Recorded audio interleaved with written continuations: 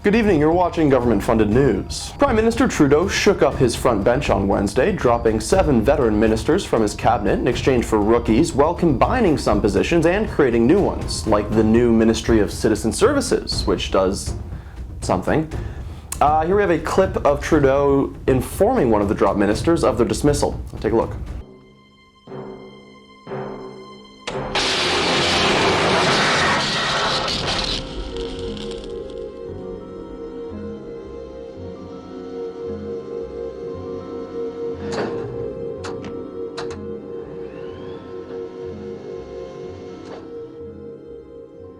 Let us now proceed with new business.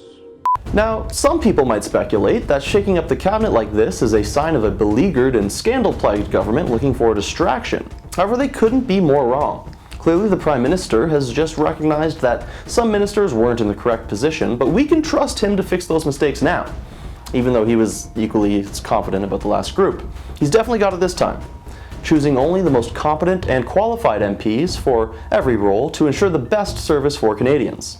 Like this genius who thinks that honk honk is a secret Nazi salute. How much vitriol do we have to see of honk honk, which is an acronym for Hail Hitler, do we need to see by these protesters on social media? Excellent choice.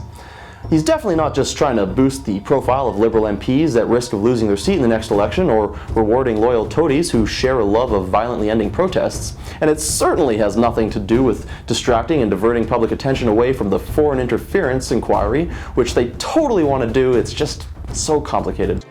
What in the world can that be? What? Where? I don't see anything. Oh, well, I could have sworn I saw something. No matter. What's so funny? I'll tell you in a minute. The era of global warming has ended. Hey, fantastic. Oh, there's more? Because the era of global boiling has arrived, according to United Nations Secretary General, who also said that climate change is here, it is terrifying, and it is just the beginning. I don't think he scared everyone enough. Maybe he should try some taglines from some other apocalypse movies. The Disc Golf Pro Tour has scrapped its women's division at an event scheduled to take place on PEI following lawsuits by a transgender disc golfer who's no longer eligible to play in the female division.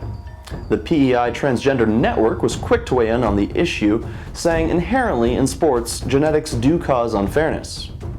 Wait, really? That doesn't sound like something they would say. Okay, they continued, in the NBA you get stars over 7 feet tall, but not everyone can be. Should there be a max height in the NBA? There it is. I wonder if the person who said that ever noticed the average height of NBA players versus WNBA players? Yeah, I don't think their brain would let them notice something like that. Well, that's all the time we have for tonight. Thanks for watching Go FU News, and remember, we're not a partisan organization, but we will misrepresent anything conservatives say, even when being tactfully polite at an international conference, in order to help the Liberals and sow discord amongst the Conservatives. Neutral. How very neutral of you. Good night.